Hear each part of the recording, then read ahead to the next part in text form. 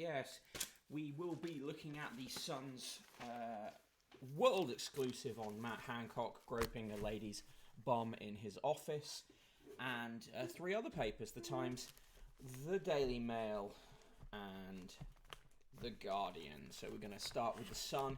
We're going to do a speed run through the Guardian today. Then we will do the Times and the Daily Mail before ending our week here on the paper thing. Find my glasses, which I have dropped on the floor. Amazing scenes. And also share the show link in the Discord.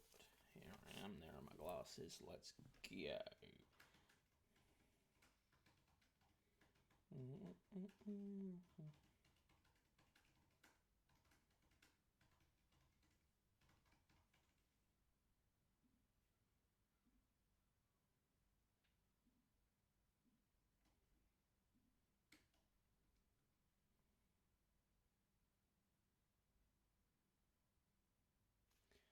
So, yeah, let's go.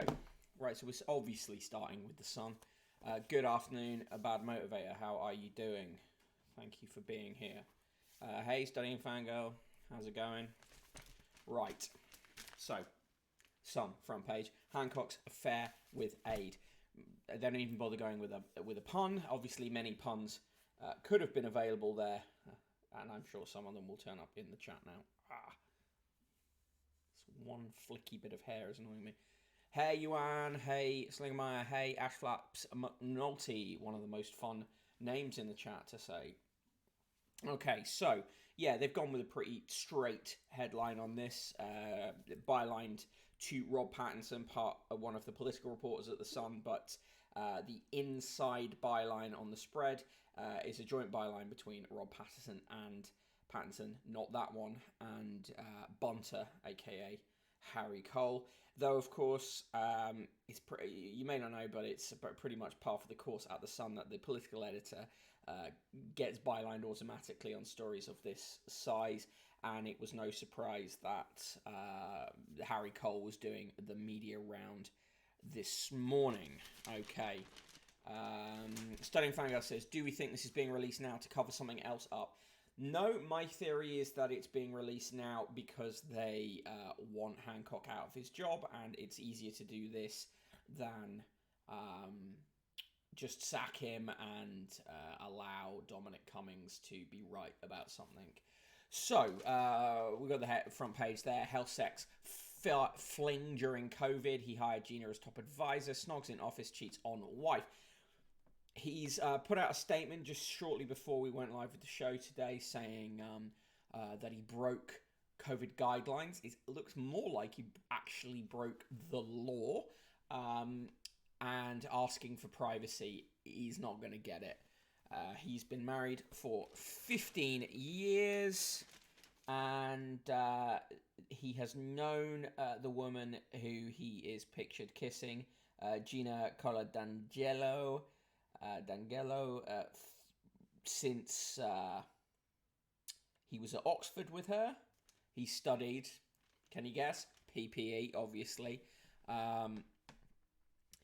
Freddy Face says, glaring question, who leaked it? CCT from a government minister's officer. Pretty crazy. Yeah, this is the thing. That is the question, who leaked it? These ministries are, the security at them is as you'd expect from a Tory government, has been, and actually the previous Labour government has long been outsourced. And one of the things I've been doing this morning is looking into who that security is outsourced to. But the thing is, getting access to that kind of footage within one of these ministries is probably not that hard. It could have been leaked by any number of people, particularly if, say, the Prime Minister is quite keen for it to happen. Yes, exactly, as Pantomime Source says, Kibono, who benefits. So anyway, inside on pages 2 and 3, we get more on this story. Steamy clinches in office as COVID raged on. The other interesting fact with this, with the footage of this, is it comes from back in May. So the other question that you've got to ask is, how long have Pattinson and Cole been holding on to this footage, and why drop it now? Also, note that this happened on a Friday. That's always quite interesting because this gives them a good 3-day run of stories. Now they've got this, then they've got the follow-up stories following his statement, and then they've got the opportunity to go hog wild in the Sunday papers with more detail. For me, the main issue is not the infidelity so much as the fact that this infidelity is occurring with someone that he secretly brought into the department. Didn't declare that she was in the department for some time. She was a lobbyist, including for health companies prior to this, and she's a friend of his he's known for a long time, who he then put on into a paid job, which is it's nepotism, it's hypocrisy, it's breaking his own rules. People were saying, well, Johnson won't sack him because Johnson's had lots of affairs and it's hardly a position he can take because it would be hypocritical.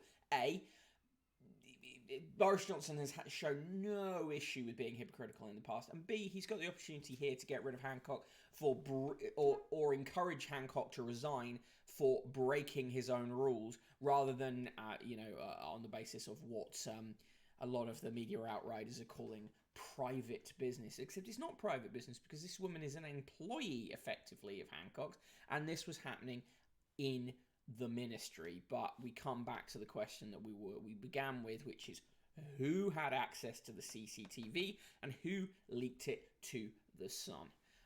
Right.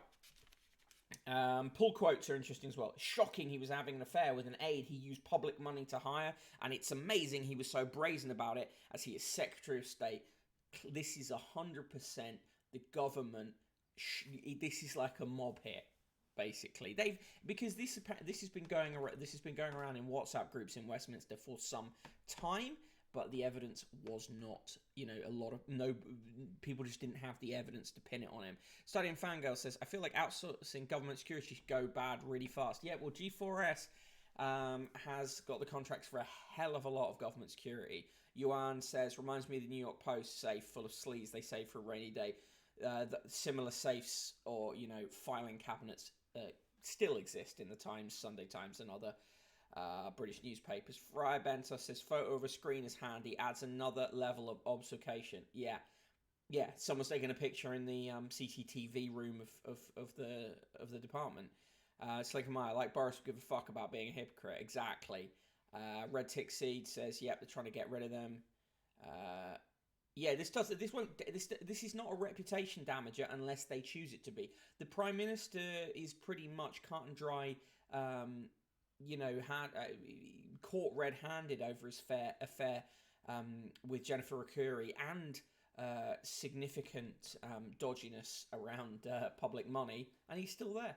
And he'll stay there for as long as his supporters in the media and his supporters within the Conservative Party deem him to be useful. Right, so moving on, they move on from that story to another spread on Hancock. It's all leg over is the headline. Health Sex put job on critical list. Hancock's career in the balance over fling comes year after battling bug and critics. PPE in care homes row, and now cheating. So if this was the 80s or even the 90s era of spin, we'd see pictures of him at the end of his garden path with his wife, and his wife saying that I stand by him or whatever. I don't think that's going to happen this time. He's trying to spin it as this is personal failing on my part, but I'm still very focused on the job. I don't think that's going to fly. The other interesting factor in this is the aide who he was pictured in the clinch, as we're apparently legally required to call it, is yes, they did call it a bug because they can't avoid the alliterations. Like the other interesting thing about this is the aide, Gina Colla de Angelo, is a millionairess and is married to one of the founders of Oliver Bonas, the big posh-ish, what are they? What do you call them? What's Oliver Bonas? Clothes and lifestyle tat. Yeah. Anyway, of that company. And also interesting that the Sun makes a point of mentioning that she will be bound by the Official Secrets Act, having signed on as a paid director of the Department of health and social care. On page 7, which is page 3 today, hat trick for Nina. Nina Agdal, who's she, a supermodel apparently, is wearing an oversized straw hat and yellow striped bikini and loves to hit the gym. Not a story. Also on that page, Dumb and Dunbar. Town blasts Sussex's over Archie title snub. That bullshit story from the Telegraph continues to move forward with a new bullshit story in the Sun. And of course, what will happen there is that they will have sent a reporter into Dumbarton to say, oh, yeah, can you find some people who are annoyed about this? No one's really annoyed about it because it's a complete crock of shit. On pages 8 and 9, they're staying home. Wish you were here not. Jesus. Germans get Wembley banned. No fans amid sunbed snub. Winning German fans threw a strop yesterday after letting they'll be barred from the Euro 2020 clash with England due to COVID rules. But there was zero sympathy from Three Lions supporters, blah, blah, blah. We're going to get more and more of this. Chronotherm, wait, is How Good Hancock is in Bed now covered by the official Secrets Act? We can only assume so. And I think that's probably good for all of us. Apparently, Ed Sheeran helped the England squad relax by playing a gig at their training camp. If they lose, we can blame it on Ed Sheeran. There's a story on a man who has 56 England flags. The most flag shagging of flag shaggers. Shags again there. Moving on, we're burgered. Riots, fear over new move to bring in meat tax. Riots. Boris Johnson's food czar wants people to pay meat taxes, even though it may risk riots. No risk of riots. Absolute horseshit. On page 11, exclusive. Flu done it. Pigeon fanciers baffled as 5,000 birds vanish in a race. There was a guy on the radio this morning talking about this. It's not actually that baffling. Slingman, why do you have to change your surname? Ben Robbo's brace. Good morning, Britain's Ben Shepherd. Ben's Robo brace, sorry. Good morning's Ben Shepherd has had to wear a Robocop style leg brace. Oh, all right. He hurt his leg. Fine. BBC has received 6,000 complaints over the showing of Christian Eriksen, the Danish player, receiving CPR. The BBC weren't in control of the live feed, but they should have cut away earlier. On page 12, the amount of money spent by the Royals has gone up. Queen spending 87.5 million and 14.4 billion is the current value of the Crown Estate, up by 7.5%. There's been some good stuff on the Crown Estate in previous episodes of Podcasting as Praxis, so do seek them out. Oh yeah, you're gonna have to change your surname because of you being German. Yeah, I think all this stuff, the British press versus the British people, is very different. I think most people are kind of a bit bored by all the war shit. On page 13, Rihanna wore a pink dress. Also, the news is that Bruno Tonioli will not be a judge in this year's Strictly because he can't fly back and forth between his job on Dancing with the Stars and Strictly. So Anton Dubek is sitting in for him. Sup, C122, H122, how are you doing? Pages 14 and 15, they dedicate to the Britney story. Page 17, they talk about John McAfee and the fact that he had tweeted, "If I die like Epstein, I didn't do it." They frame this as Maverick's suicide riddle. McAfee, "If I die like Epstein, I didn't do it." Antivirus ace, imagine, dead in prison, tweeted he'd be murdered. Well, we talked about this yesterday. Dr. Chris Roberts says Hancock will only be sacked if keeping him in post is seen to undermine Johnson's own power and threatens his ongoing position as PM. That's it. No breach of ministerial codes, Williamson Patel. No international treaties, nor 9 EU. No COVID rules. No wedding vows. Nothing. Yeah, I don't disagree with you on that. But I think the thing is that there's been a sense that Johnson does want rid of him. This is a great opportunity for him to get rid of him. That's a theory. I mean, to be honest, there's also a more simple theory, which is if someone who doesn't like Matt Hancock for whatever reason leaks a story about him having an affair, a paper like The Sun is always going to take it. Fry Bentos, good shout. I think that there's a very good potential that there could be a mini reshuffle in the summer. I think that's a fair shout. PM, the Prime Minister went in a new helicopter. He looks less Top Gun and more Top Cat in the picture. Rishi Sunak's hinted at the end of masks. Gigi's Teehee, a horse photobombed someone's pregnancy announcement pictures. Critical support for that horse. Stan and Hilda's Odden. Woke TV chiefs have targeted classic episodes of Coronation Street, branding them offensive. They love this. Anytime there's a warning about historical language, The Sun can run one of these stories. Oh, by the way, since Kelvin Mackenzie, the odious former editor of The Sun, made a big thing about how The Sun doesn't use the word woke, it always has and it continues to do so. It's made an equally big deal of adding these roundels with the Sun Wokepedia compendium of PC poppycocks thing.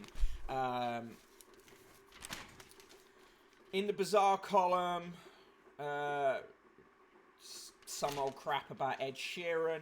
On page 24, is this some kind of woke? Police is not, again. See, they're still trying to prove a point to Kelvin Mackenzie. £90,000 on virtue signaling knickknacks. Review of gender offensive military ranks. Lads and chaps banned and birthing parents you have to chest feed.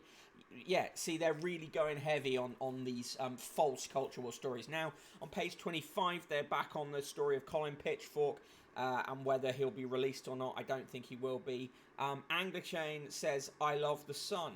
C122, H122 says, I pity the horse being in the sun. Pantomime Horse says, I find all military ranks offensive. Get rid. Tis pity she's a horse. I like that. On page 27, Isle newbie Love Hungry. Love Island newbie Chloe Burrows says she's determined to bag a boyfriend after lockdown starved her of sex for 6 months. Oh, the Love Island PRs are excellent at getting these stories on the time. Anarco Taco says, The Sun, on behalf of Australia, sorry for Rupert Murdoch. Thank you, we appreciate it. We brought it on ourselves, though. Studying Fangirl loves the potential that someone accidentally ends up on Wikipedia instead of Wokepedia. On page 29, a woman has got hundreds of gnome ornaments, so we get a story about that says, no place like gnome. An octopus with 32 legs has been found. Seems greedy to me. Remember that pointless story from earlier this week or last week of Erika Johnson gardening naked? Well, here's an excuse to show some other women gardening naked for no real reason. Tonight's TV picks: Glastonbury in the 90s, BBC 2, 9 p.m. Various highlights from Glastonbury in the 90s. Should be watchable, I guess. Unreported World, Channel 4, 7:30 p.m. Is about migrants from Syria and Afghanistan trying to take the dangerous Balkan route, only to be turned away, often violently at the European border. Scotland, A Year in the Wild, Channel 5, 7 p.m. And Countdown at 2 p.m. to 10 past 2 today is Nick Hewer's final show. Unfortunately, Rachel Riley continues. Dr. Chris Roberts says, do you think the bigger issue here is that our rabidly right-wing and wholly unaccountable press are basically running the country? They're a mafia, a protection racket. This issue burns the ground. Yeah, I've written quite often that they are a protection racket, and the things that Prince Harry has said about the royals' relationship to the tabloids chime with that in a big way. It is a protection racket. You either get behind their charity campaigns and allow them to take pictures of your kids and tolerate their intrusive interviews, or you are attacked by them. And certainly look at the way, for instance, left-wing groups are targeted constantly, but right-wing groups are left largely alone. Anglerchain says, why do people on Twitch think the right is evil? It's not. I don't think it's about thinking the right is evil. I think it's about thinking no, Anglerchain, that's not true. Right-wing groups haven't been left alone. There haven't been removed. There are plenty of right-wing groups. The majority of think tanks that are featured in the British press are right-wing. And the notion, it's not that people think the right is evil. It's that the people think that there is a demonstrable imbalance towards the right in the British printed press, and you can say it's not true, but the bulk of British newspapers are from a centre right perspective. There is not really any left wing outlet, and the claim that the BBC is some sort of rabidly left wing Marxist cell is bullshit. No, the Times is not a left wing paper. The Times is not a left wing paper. You're not arguing. You are arguing desperately unseriously if you think the Times is a left wing paper. And once we reach the Times today, we'll be able to see that. But yes, the BBC. Well, Lord Reith is deeply Tory, but in a kind of old school sense of Toryism. Today's modern Tories have very little in common with Lord Reith. Anyway, on the front page of the goals section, we've got Ronaldo, a really odd picture of Ronaldo. Ron, more to go to beat Ali Tally. He just needs to score one more goal, and he will pull level with Iran's Ali Day with the record of 109 international goals. Actually, fair enough, it's fairly well documented the Times is left of centre. No, I mean, seriously, read the columnists in there. They are not, it is not a left of centre paper. Find me some left of centre views that the Times has put out there. It's not the case. Anarcho Taka says, can't trust the state with media and can't trust a profit motive not to pervert news in pursuit of profit, to a certain extent. Anglo-Claim means the Mirror. Okay, well, yeah, the Mirror is to some extent a left-wing paper, and no, Anglo-Chain, you're welcome here, and opinions that differ from mine are welcome here, and that differ from the chat in general are welcome here. I'm not, Fry's face, Times are left-wing because Cam says he's left-wing. Ignore all his really right-wing views. Yeah, well, I mean, like, David Aronovich continues to say he's left-wing. SAS co-star Jason Goggle Fox. No, TV news is boring today. In the Fab Daily, people who dress like Princess Diana. Pantomime Horse, Mirror is a Labour supporting paper. Whether that equals left wing is up for discussion. Well, yeah, particularly as Labour increasingly, tax hard to the centre and centre right again. Also in Fab Daily, lots of very bright coloured clothes if you're into that. Red Tixie, different opinions are welcome here. Why do I keep getting attacked for my correct bounty options then? C122, H122 says, is Diana dead? I'm afraid to tell you, Diana's dead. Right, in the letters today, Demi Roberts writes, we will never forget the COVID crisis of 2020, but while the world has paid a heavy price while nearly 4 million deaths, now is the right time to let us get on with our lives. This is one of these classic written by someone in the office ones, because it's framed in this way. It's not written like a normal letter would be. Steve Cox of Sussex writes, seems a bit of hypocrisy, all the fuss over Amazon destroying £130,000 of goods. Then, as reported in The Sun today, police in Sussex seized 150 grand McLaren 570 Spider and say it could be crushed. Let's hope sense prevails and they auction it. They seize drugs all the time and then they destroy those. I know. Well, say they do. Something for the weekend. They interview and review the new John Grant record. John Grant, it's a good record. 4.5 out of 5 for that. Chloe Flower's record, the self-titled record, Chloe Flower by the classical pianist, gets 3.5 stars. Supernova, a film with Stanley Tucci and Colin Firth, gets 4 stars. My Life documentary about Mary J. Blige gets 3 stars. And Dulcie Pierce says Fast and Furious 9 is a 3-star film. It'll still be a laugh to watch. Stan Jones 3142. Guys, what's a Diana? Red Tixie. Holy shit, Princess Diana died. When did that happen? The bit will never die. Moving on. They try and sell you the G-Tech grass trimmer. There's some thing that's apparently meant to fix back pain. And in the sports, Lion Air baggage. Most of us weren't even born in Italia 90 or Euro 96, says Marcus Rashford. If you're not going to play Sancho, we'll get him a German passport, says Lothar Matthäus. There you go. Studying Fungo, can we maybe talk about Amazon's working conditions instead? Well, yes, precisely, and we do regularly. Now, give me your scores for The Sun. For me, I have to say that front page story is a public interest story, and it's, as tabloid scoops go, it's a good scoop. But the question remains, who gave them the CCTV footage, particularly when The Sun, as we know, has a great long and established history currently being played out in legal settlements of accessing information and data illegally. But anyway, classic -69 from me, and a double -69 from Salinka Meyer. Okay, so I'm going to try. Pantomime Horse gives The Sun a Michael Gove out of 10.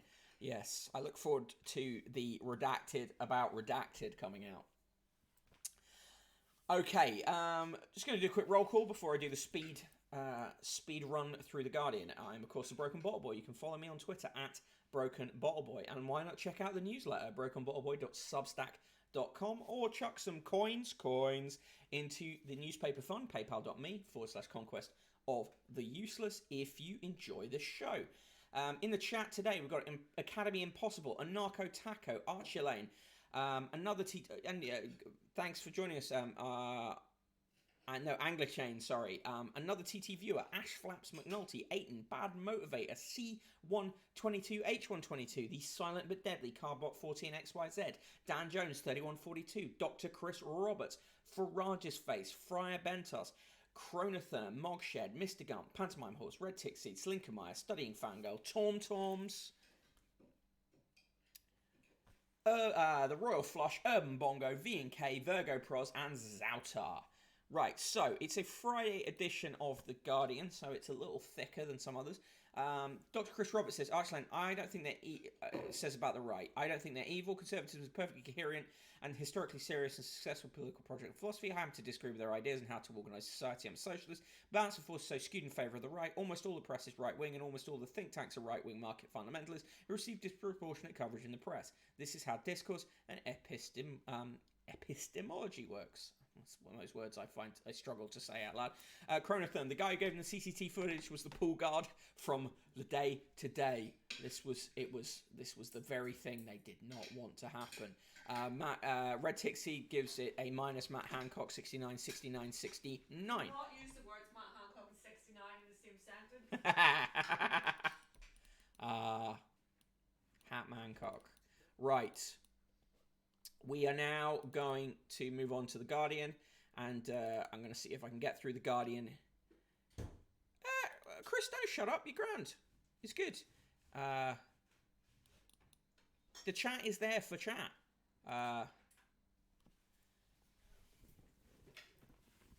Okay, so here we go. How quickly do you reckon I can get through The Guardian? 3 minutes. Okay. Hey Google, set timer for 3 minutes. Sure, 3 minutes.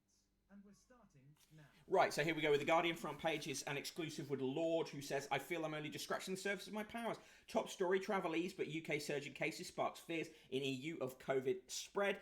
They cover the closure of Apple Daily in Hong Kong. A loss of, a big voice for the democratic movement there. Also a tabloid. Anger as Osborne made chair of British Museum. Well, there you go. Inside, scientists hoping to look back at the cosmic dawn when stars were first born. Interesting story about new sort of space telescopes. HS2 pleads for government help to halt disruptive violent protests. Uh-oh, do not like the sound of that.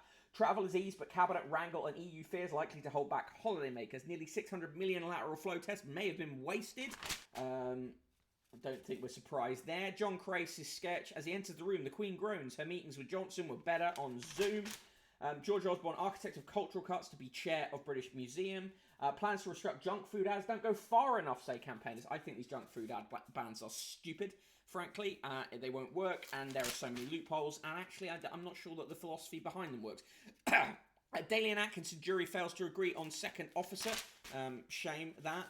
Ofsted chief, militant activism poses threat to education. Again, there we go. You know, like, activism is rapidly not being allowed. We need some fun. UK and Australia set to showcase the arts in cultural exchange. France gives Britons extra 3 months to apply for residency. How nice of them. Woman dies in Scotland after error on screening for cancer. Horrible story. 3 new UK laws will undermine rights and climate protests, say a UN expert. In the theatre review, Romeo and Juliet at Regent's Park Open Air Theatre gets 3 stars. Bones from ancient sinkhole may belong to extinct humans. Hundreds of fossils suggest dinosaurs lived and roamed in the Arctic. Children accused of lying by police when they report sex abuse. Horrendous. In the world news, EU leaders to confront Orban on Hungary's LGBT plus rights. Yeah, I'm sure that'll go well. At least 1 dead and 99 missing after Miami building collapses. Just horrendous. There's been an acid attack on Greek bishops, which has left the Orthodox Church there on the defensive. Really frightening. Andy Beckett picking fights to serve the Tories well, but it could backfire. Bet it doesn't. Gabby Hinsliff says no one should be penalised for wanting to work from home. No, agreed. In the film and arts section, Lord on the front, also a ranking of all the Doors songs. Quite a good column of Boris Johnson in a kind of Soviet parade with a big sausage. In the corrections and clarifications, they got a caption wrong, and they said Boston was in East Anglia, not Lincolnshire. In the obits, Brian London, British heavyweight champion who fought Muhammad Ali for the World Boxing Championships. Lou Smith, anti-devolution Welsh Labour MP in the radical tradition of Nye Bevan. And in the sports, so nearly. No point fearing the past. Rashford, England can create history against Germany. And stop.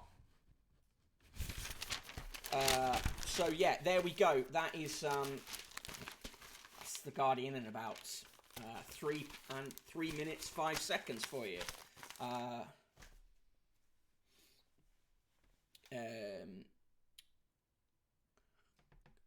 Anglo Shane, I'd say this thing about the BBC being left. People say that, but consider the output.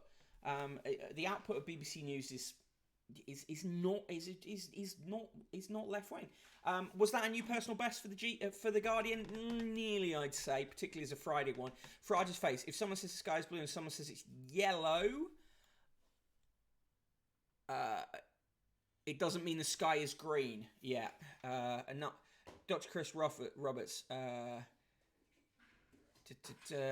Talking about conservatism again. Zoutar, BBC's chaired by an individual who's personally donated over 300,000 to the Conservative Party. Yeah, 80% of executives went to Oxford. The management's not left wing in any way.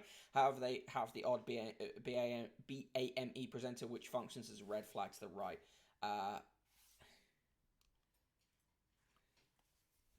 Higher education tends to be left because Mark has noticed the obvious inequality caused by the right. BBC's running to ground by the Tories. Government want to make it illegal to hit a statue. Constantly erode civil liberties. Administration in particular, you need to analyse what you're being fed. This is what I agree.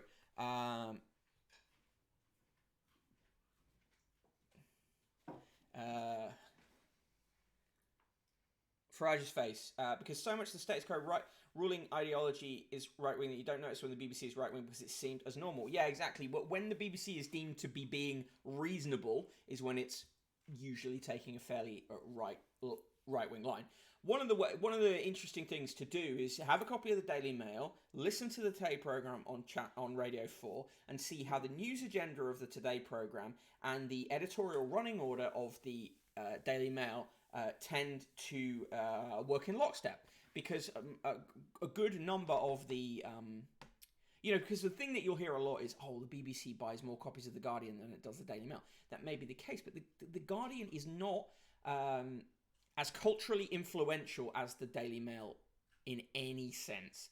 Anna Shane's right that each side tends to blame problems on the other. It's just that currently the right, and to be honest, for the past 40 years, 50 even, the right has been dominant. But one of the strategically useful ways that the right acts in discourse is to say, the left are actually in control. It allows there to be a sort of enemy within to fight. In reality, it's not the case. Look, the BBC, the Director General of the BBC is a former Conservative Party council candidate, and the new chairman is a Tory donor. The march through the institutions by Tory picked people is ongoing. As on the New Labour tried to make sure that its people were at the top of these institutions. Okay, so we're moving on to the Times. Take a look at the Times, which is obscenely thick on a Friday.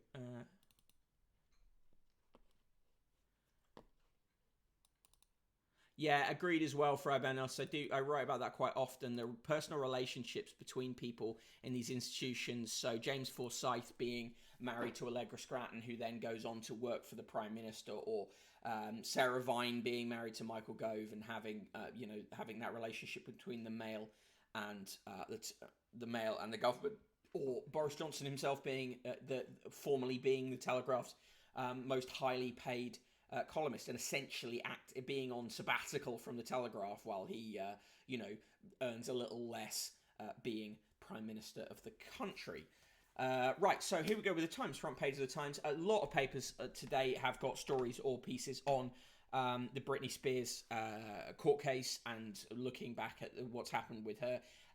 What would be interesting in some ways is to look back at the coverage from some of these papers at the time she was in her pomp and the way they address that too. I mean, some pretty ridiculous hypocrisy online this week with people like Perez Hilton saying "Free Britney" when they were themselves, massively involved in the, harassment and abuse of her through the media in the past. Red Tick Seed, you are correct. Tom Mills's book, The BBC Myth of Public Service, is a really good book, and it's an interesting perspective, and it includes a lot of stuff that lots of people don't know. Right, so here we go. Rest of this: EU threat to thwart holidays. We've seen this story, and we'll see it again in the Daily Mail. It's the EU wanting to have travel restrictions, particularly the Germans in certain places, and the UK government and UK papers not liking that, as you would expect that to be the case. There's a story about new blood tests that can detect cancers amongst the over 50s. Does sound very promising, and the NHS is going to begin a pilot scheme of tests with 140,000 people this year. It looks like the withdrawal of the US forces from Afghanistan is, having the Taliban are quite pleased about that, as you would expect. Slinkmeyer says, it's wild the about face some people have taken of the Britney statement. People have known about her situation for years and didn't give a fuck. Yeah, exactly. It's now just becoming sort of on trend to do that. On page 3, coverage of Winston Marshall's Medium post that he put out, where he claimed that he had been driven out of the band because he had supported Andy Ngo's book Unmasked, and that had led to him being criticised, and he didn't want to bring shit onto the band, etc., etc. Of course, the Times goes heavy on this because it is a strong interest in culture war stories, and says social media mob drives Mumford Star out of the band. And I've always, and he quotes Solzhenitsyn in his Medium post, because I've always thought being in a pop folk band is very much akin to writing about the gulags. On page 4, our first pet story of the day. Just various pictures that are in a competition of dog photos, all good dog photos, and they're all good boyos. On page 5, Super Insider Osborne lands job number 9. Former Chancellor has added the role of British Museum boss to his ever-growing CV. They also cover the dinosaurs living in the Arctic thing. And an interesting story held in the bottom right of that page. Selfie on phone convicts drug-dealing nursery nurse. A nursery nurse who ran a county lines operation with her drug-dealing boyfriend was found out when police discovered a selfie of the couple. Umi North, 37, used money from a heroin and crack cocaine racket she ran with Michael Hassan to hire cars and set up a takeaway to launder cash. Mother of 3 told detectives that she had a different boyfriend, but officers found a picture of her with Hassan on her phone. Pretty bad OPSEC there. Yeah, I love dogs. Dogs are great. Pages 6 and 7. It's life or death. Struggle. The foreigners ran away is a quote from an Afghan soldier, transcribed by Anthony Lloyd, who Times is fairly legendary foreign reporter who reports from Herat on what's going on there. Well, look, the US, the UK, and others destabilized Afghanistan, and it's not going to suddenly be restable anytime soon, or has been for a very long time. On page 8, HS2's protest disruption costs taxpayer £75 million. This is all part of briefings ahead of the Police and Crime Act. They want to push and suppress protests, so it's important that you put a lot of these stories in the press to manufacture consent. Quentin Letts is awful. I'm just not going to engage with his political sketch today because it's too brain-meltingly awful. There is going to be a public display of some of Prince Philip's effects. More than 120 objects have gone on display at Windsor Castle yesterday, charting key moments from his life, including the steering wheel from the Lotus 79 driven by Mario Andretti in the 1978 Formula One Championships, and a wine cooler given to Philip by President Pompidou of France in 1972. The exhibition also includes a hunk of burnt wood that the Duke is said to have personally salvaged from the debris of Windsor Castle in 1992. Scientists now believe that the universe was in darkness for about 250 million years, according to new stuff. Professor Richard Ellis of University College London says the universe was bathed in starlight. In some sense, in the beginning, the universe was dark. As it cooled, hydrogen clouds formed, eventually collapsing and growing dense enough for nuclear ignition. Then, Professor Richard Ellis of University College London said the universe was bathed in starlight. In some sense, the dawn is as profound as the beginning of the universe itself. Okay. In the beginning, there was the word, but it was too fucking dark for them to read it.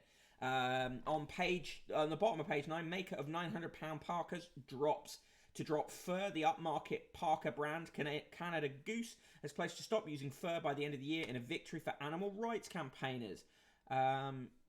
It surprises me that it took that long. I mean, seriously. Glad to see that Red Tixie's Get the Bit still going. Holy shit, Prince Philip died. When did that happen? On pages 10 and 11, 2 jabs to let you skip isolation after trips to amber countries. It's going to be a 2-speed holiday system if that comes in. On page 12, pings telling 150,000 a week to isolate as pubs increase app use. Long COVID pain drove my wife to suicide is the claim of a Hollywood screenwriter whose wife took her own life. As usual, not great reporting on suicide from the Times. There's a continuing tendency for the rules on reporting on this stuff to not be applied properly, or the guidelines at least from the Samaritans. And it's never good to ascribe one particular reason for someone making that decision. In Berlin, people are saying that drug trade has grown as pandemic has created new customers. The Emperor of Japan has cast new doubt on the Olympics by revealing fears of more COVID surges. EE is going to charge £2 a day extra for texts and calls in Europe. Who didn't predict this happening?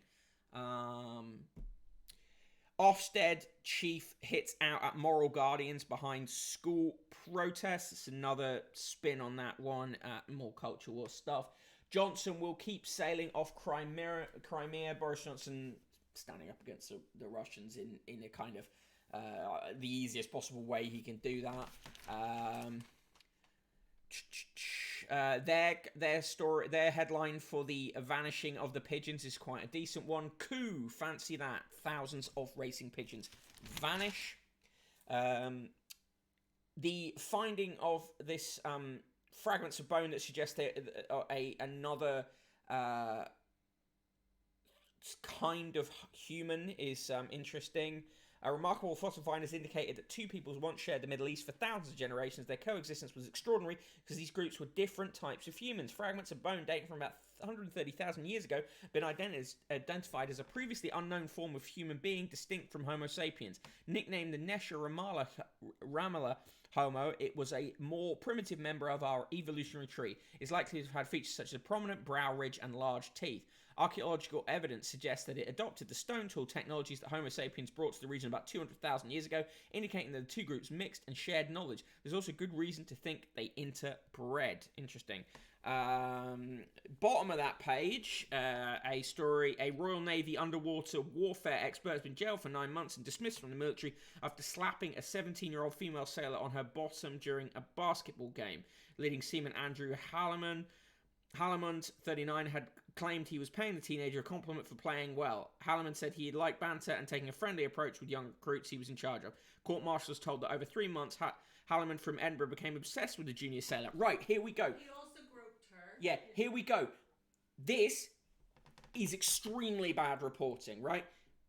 He is not going to jail for that one incident, the slapping of the bottom. He is going to jail for a campaign of a 3-month campaign of harassment, including things like him saying, "It's nice to see you have red underwear in your drawer." He made daily inappropriate comments, and he groped her. So he was found guilty of sexual assault. He was not found guilty of simply slapping her behind, although that would have counted as a sexual assault.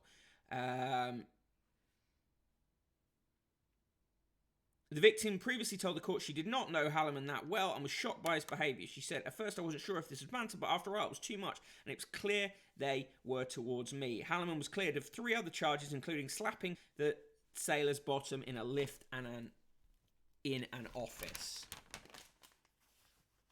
On page 21, cat killer suspect seen taking photos. More on this story about a man who is alleged to have stabbed a number of cats. Apparently, latest evidence in the case is that he was seen taking photos of cats he had injured. On page 23, ex-partner of Ashcroft's son tells of Belize sex attack. Jasmine Hartin, the socialite and former partner of Andrew Ashcroft, has said she was a victim of an attempted rape days before she was arrested over the killing of a police officer on the island in Belize. This story just gets progressively weirder and more unpleasant. In the comment pages, James Forsyth writes, "Britain and the EU are learning a wary waltz. Mutual suspicions remain, but if both sides stop trying to refight the referendum, we can grow into good neighbours." The EU didn't fight that referendum, we did. Emma Duncan writes, "Johnson is right, we need to spend more now." That's one thing I actually agree on, but it's where we spend that money, and a lot of money has been pissed up the wall on projects that were, corrupt, wasteful, pick your own words. US counts bloody cost of defunding the police, says Gerard Baker. There has been no defunding of the police in the US. Right, today's birthdays. Sir Peter Blake, pioneer of pop art. Famously, of course, he did the front cover of the Beatles' Sgt. Pepper's Lonely Hearts Club Band, amongst other things. He is 89 today. Michel Acton, the chief executive of the Royal Society of Medicine, is 54. Jean Castex, the Prime Minister of France, is 56. The Most Reverend Dr. Richard Clarke, Archbishop of Armagh and Primate of all Ireland until 2020, is 72. Karen Dark, the cyclist, Paralympic gold medalist, adventurer and writer, is 50. Sir James Dingman, Lord Justice of Appeal, lead judge for international relations, is 57. Eddie Floyd, the soul singer known for Knock on Wood, amongst other things, is 84. Ricky Gervais, the comedian, actor and writer, is 60. Johnny Herbert, the racing driver, is 57. Dame Vicky Hayward, the chairwoman of Festival UK 2022 and the Royal Society of the Arts until 2018, is 65. Phil Jupiters, the comedian, is 59. Neil Lennon, the football player, then manager of Celtic, is 50. Alistair Little, the chef, is 71. June Lockhart, the actress, from Lassie and Lost in Space is 96. Anne McElvoy, the senior editor of The Economist and presenter of BBC Radio 3 on BBC Radio 3 is 56. Vic Marks, the cricketer for England until 1984 and cricket writer, is 66. Jan Martel, the author of The Life of Pi, winner of the Man Booker Prize in 2001, is 58. Roy Marsden, the actor known for playing Adam Dalgleish in TV dramatisations of P.D. James's series of books, is 80. James Meredith, the U.S. civil rights activist and first African-American to attend the University of Mississippi in 1962, is 88. Jamie Redknapp, the footballer, now football pundit, is 48. Mark Russell, the chief executive of the Children's Society Church Army until 2019, is 47. Sir David Samworth, life president of the Samworth Brothers, owners of Ginsters, Saureen, Melton Mowbray, Pork Pies, etc., is 86. Carly Simon, the singer and songwriter, is 76. Sheridan Smith, the actress, is 40. Gavin Williamson, not happy birthday to him, Education Secretary, is 45. On this day in 1876, General George Custer made his last stand as army troops were defeated by forces led by Chiefs Crazy Horse and Sitting Bull at Little Bighorn in Montana. And the last word goes to Antoine de Saint-Exupéry, the French writer and aviator, in his book Letter to an American. Every nation is selfish and every nation considers its selfishness sacred. Yep, that seems pretty bang on to me. In the world news is quite grim today. Israel, when is it not? Israel suspected of drone attack on Iran nuclear plant. French ministers square up in row over party's poor election results. Wine is getting stronger and it's not good for us, say experts. I'll be the judge of that. And in Canada, the grimmest news of the day, within the world news at least, discovery of 750 more graves at Indigenous school shocks Canada. That is a school run by the Catholic Church. Biden and Republicans strike deal over infrastructure plan in the US. Bolsonaro ally quits over alleged Amazon logging claims in Brazil.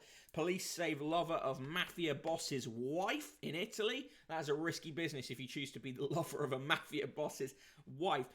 Members of the Abenanti clan, part of Naples' Camorra, were furious after finding out that one clan member was having an affair with the wife of a boss who had been in prison for 3 years. The wives of mafia prisoners must be considered angels and never touched. That's the rule, and if you break it, punishment is death, said Alfredo Fabrocini, the head of the Naples flying squad. Police got wind of a murder being planned thanks to wiretaps, but at first could not understand who the target was. We realised it was not a rival of the clan, but someone inside the clan, and then we understood who and why. Fearing the murder was about to take place, police tailed members to a rural spot at Azzano on the edge of Naples. We installed hidden cameras and watched when they returned to dig a grave and decided on the excuse they were going to use to bring the victim to the spot so they could kill him. Yeah, well, a good rule is don't fuck mafia bosses' wives if you want to live for a long time. A company in Florida is offering a more sedate way to view Earth from high. A £125,000 balloon jaunt to the stratosphere. Space Perspective selling tickets for a high-altitude joyride. But that is a computer rendering, and I would be very dubious of if they actually achieve that.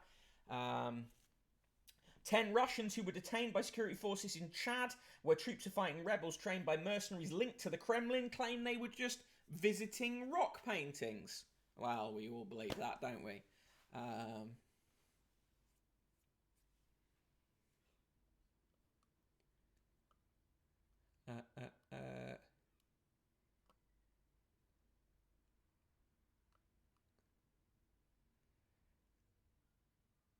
Bad Motivator says, I think it's cool Carly wrote that song about me. That's a top draw joke. Pantomime 4 shows picture of Rishi Sunak. That is a computer rendering. Believable. No, I meant of the space balloon, but yes, Rishi too. Inflation to rise above 3%, says the Bank of England. Oh no, not 3%. On the front page of the arts pages, I'm depressed. I want my life back. It's been 13 years. It's enough, says Britney Spears. Obviously, I hope they free her from this absolute mess. There's also quite a good interview with Georgina Pritchett, the British comedy writer, who works on Succession, but also has her own show coming. And there's some other good stuff in there, but yeah, it's a lot. The arts pages are fine. Probably the one bit that makes it worth reading the Times today, I'd say, is those arts pages. There's some actually decent stuff in there. In the business pages, staff return to office is high priority for bosses, is the claim. The Times had a CEO summit yesterday, hence why they've got a massive double-page spread of this stuff. Absolutely uncritical support for Britney from me too.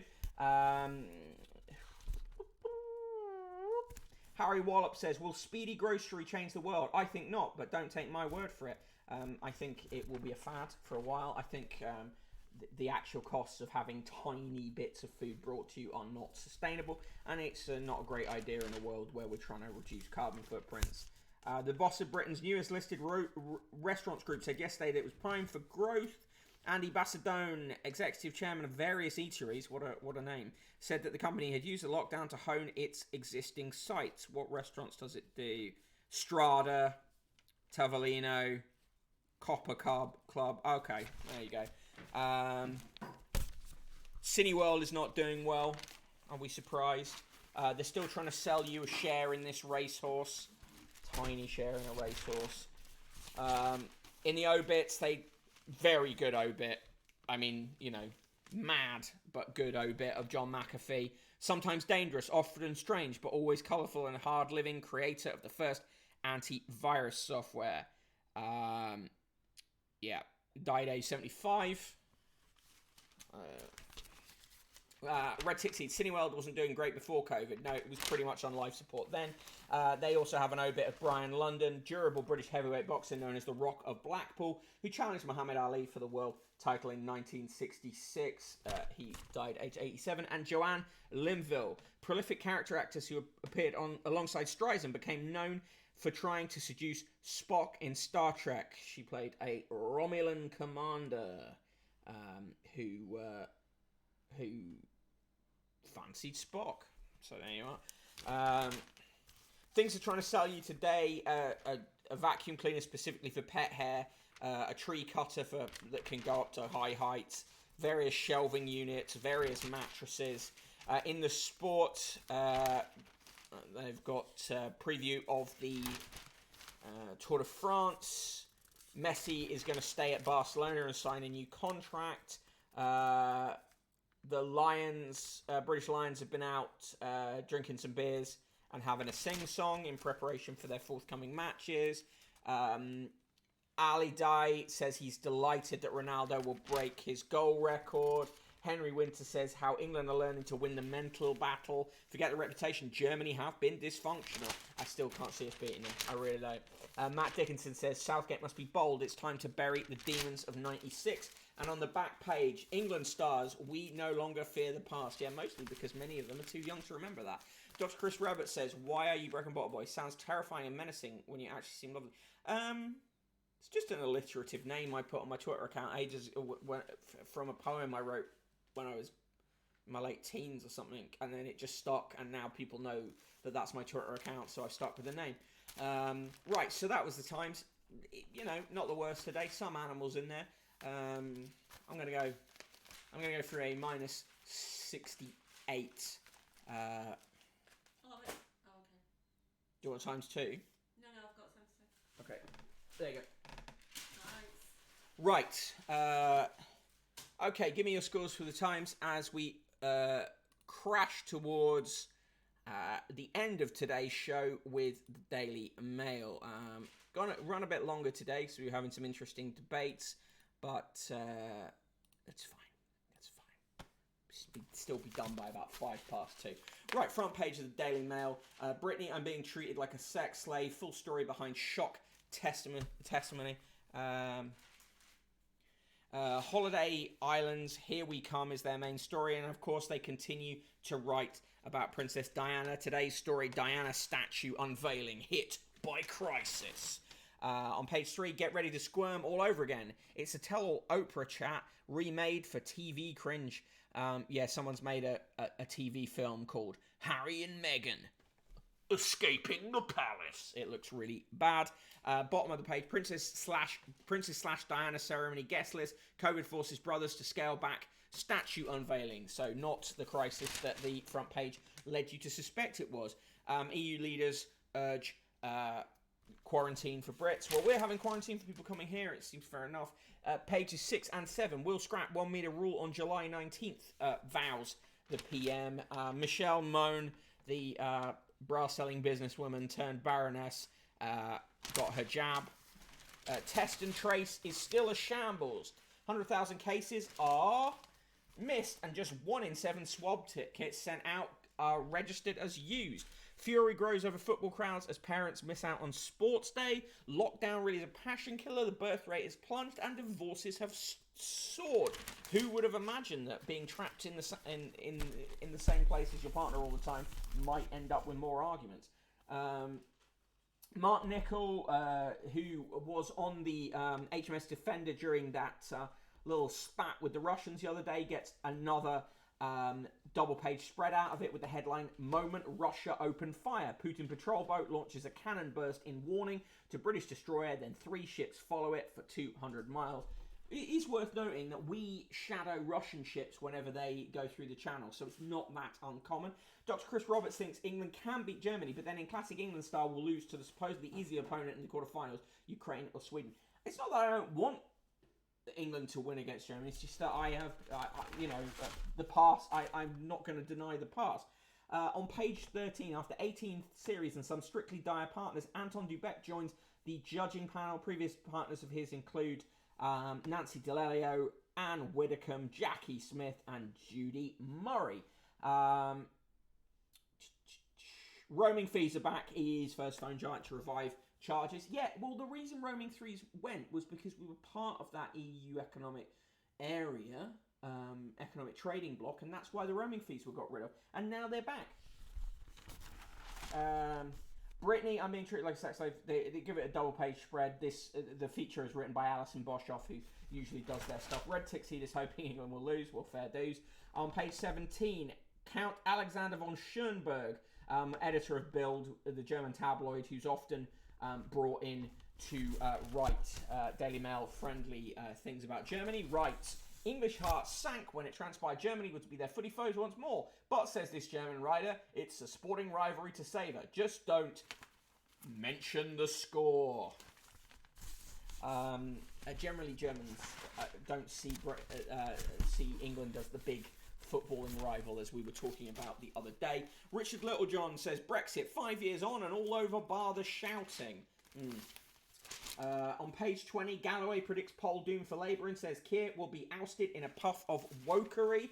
I mean, if it's possible, could Keir Starmer and George Galloway all fuck off to the centre of the sun? NHS trials Holy Grail blood test that can spot 50 kinds of cancer. That's the Daily Mail's coverage of that. The Mail on Sunday says it will appeal the judgment against it in its case against Meghan Markle. Guess where they stuck that story? On the bottom of page 21 and bylines to Daily Mail reporter. On pages 22 and 23, tuck in to the TikTok diet. It's not just when you eat, it's not just what you eat, but when you eat that can make you healthier. All right. Belize Socialite says, I'm fighting for my life. I've lost everything. Pregnant women could get up to £400 of vouchers if they give up smoking. I'm dubious about the truth of that story. Page 27, by George, another mega job. After Chancellor Editor and £650,000 for 1 day a week fund roll, Osborne heads British Museum. I mean, Jesus. On pages 28 and 29, he ran for US President, married a prostitute. Of course, the Daily Mail still uses the term prostitute, and hired a drug baron to write his biography. As British software mogul, well, he's Anglo-American, John McAfee is found hanged in a Spanish prison cell. Notice the way the Daily Mail phrases that. Tom Lennon describes a life of gilded depravity. Who wouldn't love I'd love a life, wouldn't you? A life of gilded depravity. Sounds great. Girls, guns, and the fall of a truly manic millionaire is the headline. Dr. Chris Roberts says, I'm a Francophile. I always want France to win, but I'm odd, and I have French family history. And if France play England, I obviously probably support England. But usually England lose before they have a chance to face France, so I'm never forced to make that decision. Fair enough. Keith needs to start wearing a hat to get the Galloway vote. Yeah. High-rise horror, more than 90 residents feared dead in the rubble of Miami apartment is the way the Mail covers that. Of course they do like that.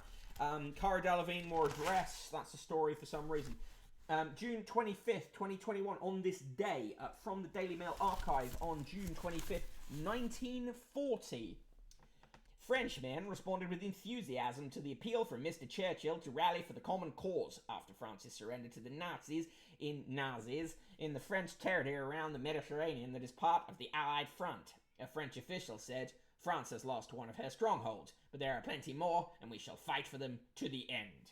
On June 25th, 1983, America's first space woman came back to Earth yesterday, and her husband had to fly across country to greet her. The shuttle Challenger with Dr. Sally Ride, 32, on board switched landing sites from Florida to California owing to bad weather. She said of the 6-day mission, "I'm sure it will be the most fun I'll ever have in my life." The Daily Mail chooses to say happy birthday to Carly Simon, who is 76 today, and Gavin Williamson, who is 45. Ugh. Born on this day, Dame Margaret Anstey, born 1926, died 2016. The Essex-born diplomat was one of the most colourful figures in the history of the United Nations and its first female undersecretary. On joining the Foreign Office, she worked in the South American department, later finding it was policy never to send a woman diplomat to Latin America for fear she would succumb to the wiles of some passionate Latino. Jesus. Eric Carle, 1929 to 2021. It said it would have been his birthday today if he had lived. He was a US author and illustrator, very much successful with the Very Hungry Caterpillar, amongst other things. Yes, exactly. We've had the tabloid anti-German World War II fantasist bullshit all week. Yeah, it started from the day that we knew that the news came out that England would be playing Germany. Tom Stoppard says, "I've not read my biography. It's radioactive." Playwright says he just used his book to jog memory. The 83-year-old has only dipped into Dame Hermione Lee's work, Tom Stoppard, A Life, published last year, as a memory aid to himself. On pages 38 and 39, pregnant, engaged, murdered, a cover-up. So many conspiracies swirled over Diana's crash. Now the police chief who probed them all opens his case files to the Mail and raises the bombshell question. Was a mysterious 1 million tip-off the real trigger? No. No is the answer. Front page of the Euros verdict, stars of the show. The Fab Four all make Chris Sutton's team of the tournament so far. But who was the surprise England pick? I honestly don't care. Tucci and Colin Firth get 3 stars for their film Supernova. Fast and Furious 9 gets 2 stars. But honestly, what do review scores matter with Fast and Furious? It'll be what it says on the tin. On page 51, Jack Savaretti's Europeana gets 4 stars. Joni Mitchell's Blue at 50 with demos and outtakes gets 4 stars too. The book of the week is Sex Lessons from History. Okay. What's that?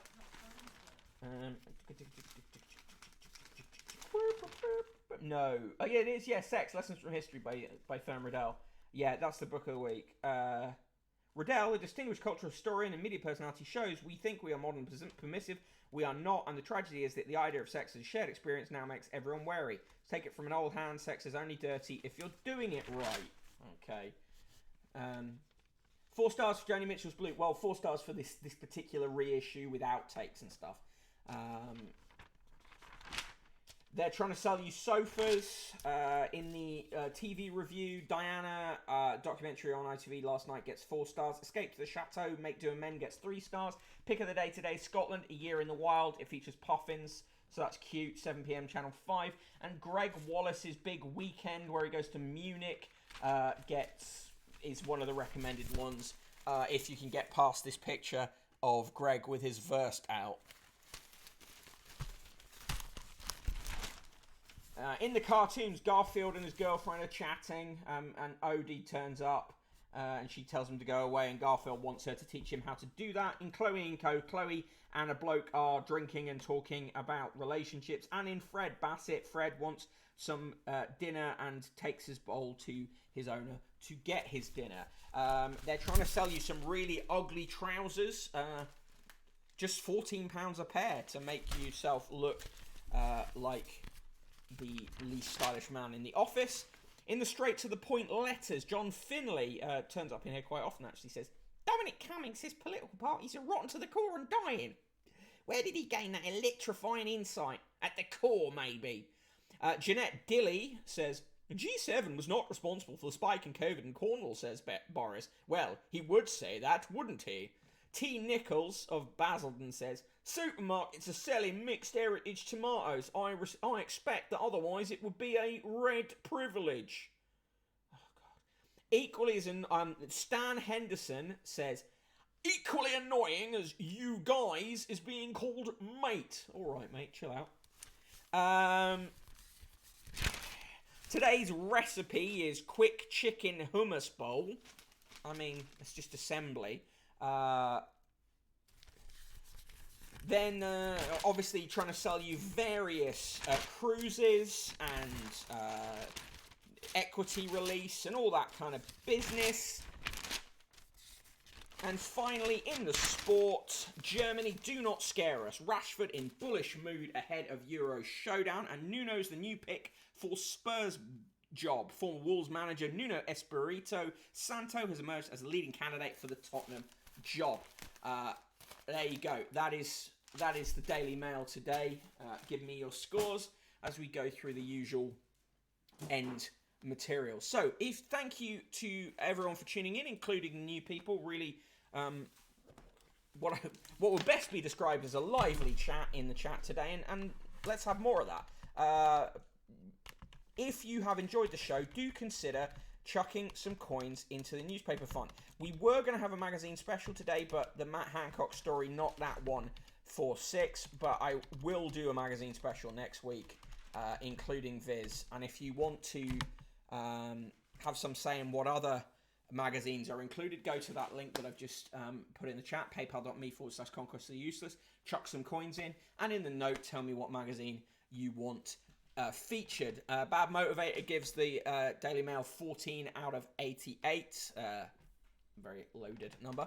C122, H122 gives it -1 billion, and Slinkermeyer comes in with a triple minus negative nice. Triple negative nice. I always say, because a minus negative nice would be a plus nice. Chris Roberts, thank you for saying that. Chris Roberts says, loved my newsletters on GB News and my many tweets about it in Times Radio. Watching, listening, so we don't have to. Well, I appreciate it. Thank you, and I'm glad you enjoyed the newsletter. If you want to enjoy the newsletter like Chris has, go to this link, and you can sign up for free, and if you enjoy it, consider upgrading to a paid subscription, which gets you some more stuff and helps support me doing this stuff. Okay, so time for the final roll call of the day.